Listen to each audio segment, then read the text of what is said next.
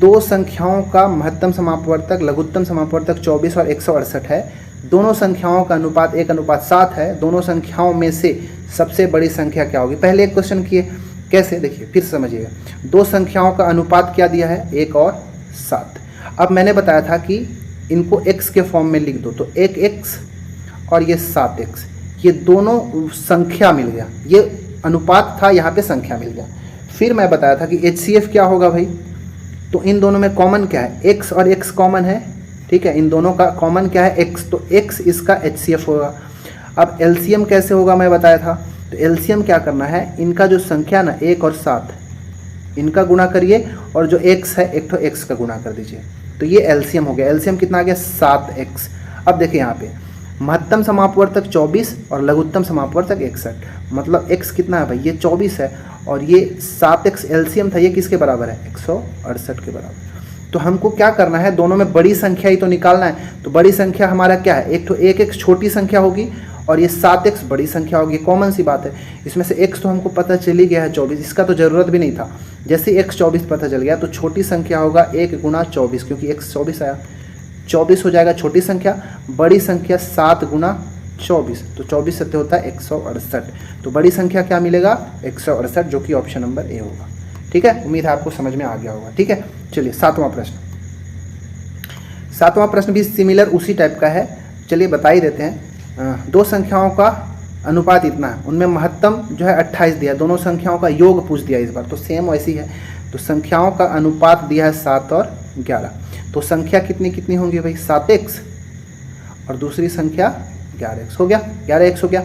इनका HCF कितना होगा भाई? तो दोनों में HCF में कॉमन क्या है? x और x, तो HCF हो गया x। देखिए यहाँ पे महत्तम तो हमको दिया है ना भाई 28, तो x किसके बराबर हो गया? 28। ठीक है, अब बोला है आपसे कि दोनों संख्याओं का योग क्या होगा, तो योग कैसे होगा भाई? ये पहली संख्या, ये दूसरी संख्या, 7x और 8x, 7x और 11x कितना हो जाएगा? 18x होगा कि नहीं? 18 और x का वैल्यू कितना आ गया? 24। तो इन सब का जब गुना करेंगे तो आपको मिलेगा 18 × 8 = 44, 504 मिलेगा। तो ऑप्शन नंबर सी इसका हमारा आंसर हो जाएगा। ठीक है, अच्छा अगर आपसे लघुत्तम पूछ देता है LCM तो क्या करते? तो LCM होता हमारा 7 × 11 × x का वैल्यू कितना? 28, इन सब का गुना कर दीजिए तो LCM मिलेगा। तो आपसे किसी भी तरह का क्वेश्चन पूछेगा तो बस यहाँ पे कॉन्सेप्ट को समझना है कि जिन संख्याओं का अनुपात देगा उसके x के साथ गुना करके उस संख्या ले लेंगे, दोनों में x कॉमन था तो HCF हो जाएगा। लघुत्तम पूछेगा तो इन सब का गुना करेंगे, लेकिन हाँ x एक ही बार लिखना है बस, ठीक है, तो हो जाएगा। योग पूछा तो इन दोनों को जोड़ दिया, तो जोड़ने के बाद आया 18x, x का वैल्यू 28 था, गुना कर दिए तो ये मिल गया। अंतर पूछता तो हम क्या करते? 11x में से 7x घटाते तो हम 4x, और 4 में हम 28 का गुना कर देते। समझ में आ रहा है? तो ये कुछ भी आपसे बनाया जा सकता है। तो ये था सातवां प्रश्न का आंसर, ऑप्शन नंबर सी। आठवां प्रश्न। आठवां प्रश्न है, यदि दो संख्याओं का लघुत्तम समापवर्त्य 189 और संख्याएं 9 और 7 के अनुपात में हैं तो संख्याओं का योग ज्ञात कीजिए। सेम वैसी क्वेश्चन है, इसलिए मैं आपको इसको होमवर्क के लिए छोड़ रहा हूँ। ठीक है, आप कमेंट में इसका आंसर भी बताएं कि क्या होगा। ठीक है, चलिए आगे देखते हैं। क्वेश्चन है कि वह छोटी से छोटी संख्या ज्ञात करें जो 5, 6, 8, 10 और 12 से पूर्णतः विभाजित हो जाएगा। फिर वही कॉन्सेप्ट क्या है कि जिन संख्या, अब देखिए, अब ये आपको पकड़ना है कि LCM निकालेंगे कि HCF निकालेंगे। तो आपको समझना क्या है कि भाई वह छोटी से छोटी संख्या पूछ रहा है, ज्ञात करें जो 5, 6, 8, 10, 12 इन सब से पूर्णतः विभाजित हो जाएगा। तो जब HCF आप निकालेंगे, महत्तम निकालेंगे, महत्तम तो इन सबसे छोटा मिलेगा ना, तो छोटा जब संख्या मिलेगा इन सबसे, तो इन सबसे कैसे वो भाग लग जाएगा? पॉसिबल ही नहीं है। मतलब यहाँ पे हमको LCM निकालना पड़ेगा, क्योंकि LCM ही इन सबसे बड़ा मिलेगा, और जब बड़ा मिलेगा तभी तो इन सबसे कटेगा। ठीक है, क्योंकि LCM क्या कहता है कि LCM जो है, जो भी यहाँ पे संख्या है उनसे बड़ी संख्या प्राप्त होती है। ठीक है, तो ये अब यहाँ पे क्वेश्चन हम ऑप्शन से भी इसको बना सकते हैं। ठीक है, ऐसे क्वेश्चन जो है ऑप्शन से बनते हैं। हम क्या करेंगे, LCM क्या होता है? सबसे बड़ा हमको निकालना होता है। तो सबसे बड़ी संख्या जो यहाँ पे होगी, या लोवेस्ट कॉमन मल्टीपल है ना, सबसे छोटी संख्या को यहाँ पे लीजिए।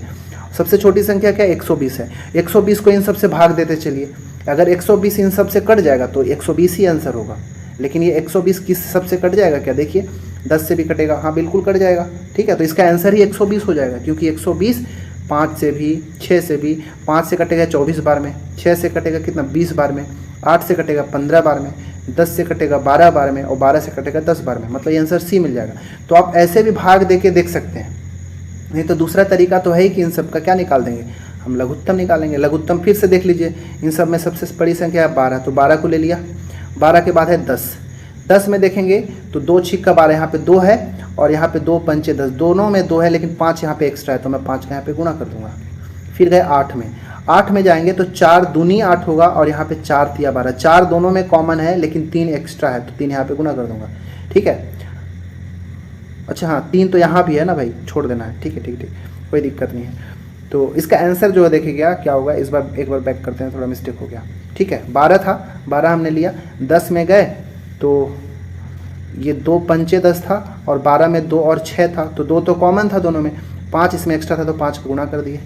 8 में गए तो 8 में देखिए 4 दूनी 8 है और यहाँ पे 4 तिया 12 है, तो इसमें 2 एक्स्ट्रा है ना, तो ये वाले 2 को यहाँ पे गुणा कर दीजिए। बाकी आपको 6 यहाँ पे मिल जाएगा, 5 यहाँ पे मिल जाएगा, 12 पंचे 60, 60 दूनी 120, 120 यहाँ पे मिल जाएगा ऑप्शन नंबर सी।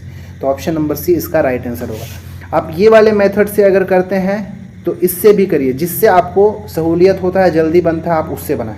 ठीक है, ये वाला कॉन्सेप्ट अगर सीख लेंगे तो बहुत झटके में बनता है, तुरंत ही बन जाता है। इसलिए मैं आपको बोलूँगा कि एक बार ट्राई ज़रूर करें। ठीक है।